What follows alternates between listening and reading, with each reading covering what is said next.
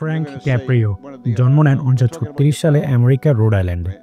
দরিদ্র ইতালিয়ান অভিবাসী পরিবারে জন্ম নিয়ে ছোটবেলা থেকেই দারিদ্রতার সঙ্গে লড়াই করে পড়াশোনা চালিয়ে যেতে হয়েছে। 1985 সালে প্রধান বিচারক হিসেবে যোগ দেন প্রভিডেন্স মিউনিসিপাল কোর্টে। আমার মনে হয় আমরা অনেকেই ফ্র্যাঙ্ক ক্যাপ্রিওর ভাইরাল সেই বিচারালয়ের ভিডিওগুলো ইনস্টাগ্রাম, টিকটক কিংবা ফেসবুক রিলসে দেখে থেকেছি। দীর্ঘ প্রায় 40 বছর তিনি বিচারক ছিলেন এবং এই সময় শুরু হয় তার বিখ্যাত TV show caught in Providence.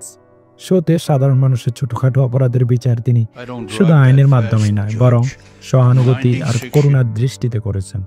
কারো অসুস্থ সন্তান, কারো দারিদ্র, সব শুনে তিনি অনেক সময় জরিমানা মাফ করতেন, যা মানুষকে মুগ্ধ করত। 2023 সালে তার প্যানক্রিয়াটিক ক্যান্সার ধরে পড়ে, বাবার মতো একই রোগ। চিকিৎসার পরও শেষ পর্যন্ত 2025 সালের 20 আগস্ট 88 বছর বয়সে তিনি চলে যান না ফেরার দেশে। প্রতিটি বিচারকের জন্য একটি দৃষ্টান্ত হয়ে থেকে যাবে যুগের পর যুগ।